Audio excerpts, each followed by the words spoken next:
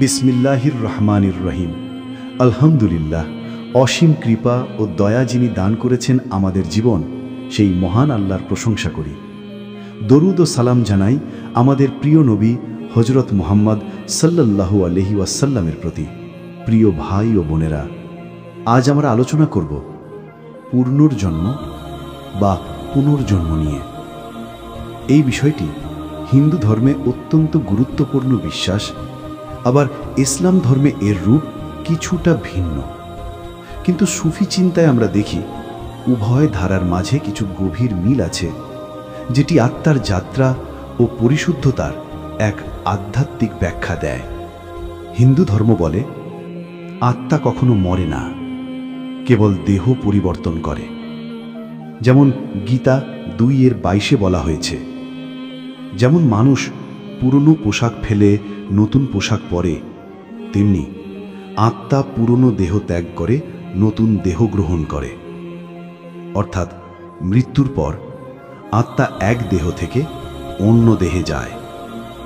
এই জন্ম মৃত্যুর চক্রকে বলা হয় সংসার চক্র, এবং এই চক্র থেকে মুক্তি পাওয়াকে বলে মোক্ষ, যখন আত্মা আর কোনো দেহে জন্ম নিতে হয় না, বরং পরম সত্য ব্রহ্মে লীন হয়। এখানে আত্মার যাত্রা মূলত পরিশুদ্ধতার যাত্রা। যতদিন না আত্মা সম্পূর্ণ পবিত্র হয়, ততদিন সে আবার ফিরে আসে। ইসলাম বলে মানুষের জীবন একবারই পৃথিবীতে আসে, কিন্তু আত্মার যাত্রা কেবল এই দুনিয়ার সীমায় সীমাবদ্ধ নয়। আল্লাহ বলেন, তিনি তোমাদের সৃষ্টি করেছেন মাটি থেকে, তারপর তোমাদের মৃত্যু ঘটাবেন, তারপর আবার তোমাদের ওঠাবেন। সূরা রুমে 40 নম্বর আয়াতে এটি বলা হয়েছে। অর্থাৎ মৃত্যু শেষ নয়, মৃত্যুর পর রয়েছে বারজাখ, তারপর কিয়ামত, হিসাব এবং আখিরাতের জীবন। এটি এক ধরনের আত্মার ধারাবাহিক যাত্রা, কিন্তু এখানে দেহ পরিবর্তনের পুনর্জন্ম নেই, বরং একবারের জীবনের পর এক চিরন্তন গন্তব্য। তাহলে হিন্দু ধর্মের পুনর্জন্ম আর ইসলামের আখিরাত দুটি আলাদা মনে হলেও আসলে উভয়েই আত্মার স্থায়িত্ব ও জবাবদিহিতার কথা বলে। সুফিরা বলেন, আত্মা আল্লাহর কাছ থেকে এসেছে এবং একদিন তাকেই ফিরে যাবে। যেমন কুরআনে বলা হয়েছে, ইন্না লিল্লাহি ওয়া ইন্না ইলাইহি রাজিউন, অর্থাৎ আমরা আল্লাহর এবং আল্লাহর দিকেই প্রত্যাবর্তনকারী। সুফিরা এই প্রত্যাবর্তনকে রুহের পরিশুদ্ধি ও পূর্ণতার যাত্রা বলে বর্ণনা করেন। তাদের মতে আত্মা দেহে এসে অভিজ্ঞতা লাভ করে, ভালো মন্দ দেখে, প্রেমে জ্বলে, ত্যাগে পরিশুদ্ধ হয় এবং একদিন পূর্ণ বা কামেল হয়ে তার মূল উৎসে ফিরে যায়।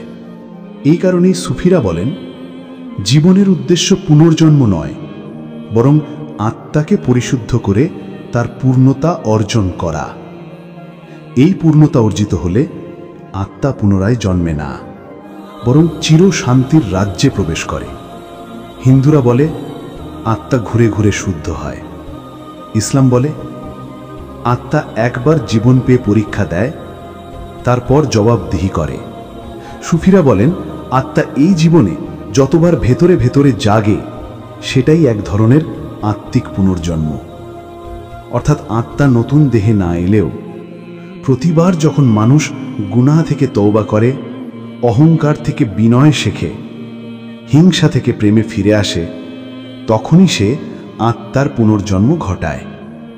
এটাই সুফি দর্শনের রহস্যময় কথা। পুনর্জন্ম দেহের নয়, আত্মার জাগরণে। মাওলানা রুমি রহিমুল্লাহ বলেছেন, আমি প্রথমে ছিলাম পাথর, তারপর উদ্ভিদ, তারপর প্রাণী, তারপর মানুষ। এখন আমি প্রেমের সাগরে ভাসমান আত্মা। এরপর আমি কি হব? হয়তো আল্লাহর আলোয় মিলিয়ে যাব। এই কথার অর্থ হল, রুমি এখানে বাহ্যিক জন্ম নয়, বরং আত্মার বিকাশের স্তর বোঝাচ্ছেন।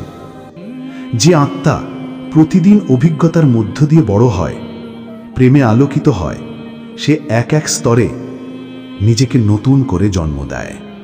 প্রিয় ভাই ও বোনেরা, হিন্দু ও ইসলাম উভয় ধর্মেই আত্মাকে কেন্দ্র করে গভীর চিন্তা রয়েছে। একদিকে দেহের পুনর্জন্ম, অন্যদিকে আত্মার পুনর্জাগরণ, কিন্তু গন্তব্য একটাই, আত্মার পূর্ণতা ও স্রষ্টার নিকট প্রত্যাবর্তন। সুফিরা বলেন, তুমি যতবার নিজের ভেতরে আল্লাহকে চিনবে, ততবারই তুমি নতুন হয়ে জন্ম নেবে। তাই সত্যিকার পুনর্জন্ম হল যখন একজন মানুষ নিজের অন্তরকে পরিশুদ্ধ করে, আল্লাহর প্রেমে ডোবে, আত্মার সকল অন্ধকারকে আলোয় রূপান্তরিত করে। আসুন আমরা সবাই দোয়া করি, হে আল্লাহ, আমাদের আত্মাকে শুদ্ধ করো, আমাদের অহংকার, লোভ, হিংসা দূর করে দাও, আমাদের অন্তরে এমন আলো দাও যাতে আমরা বারবার আত্মার পুনর্জাগরণ ঘটিয়ে তোমার প্রেমে পূর্ণ হতে পারি। আমিন।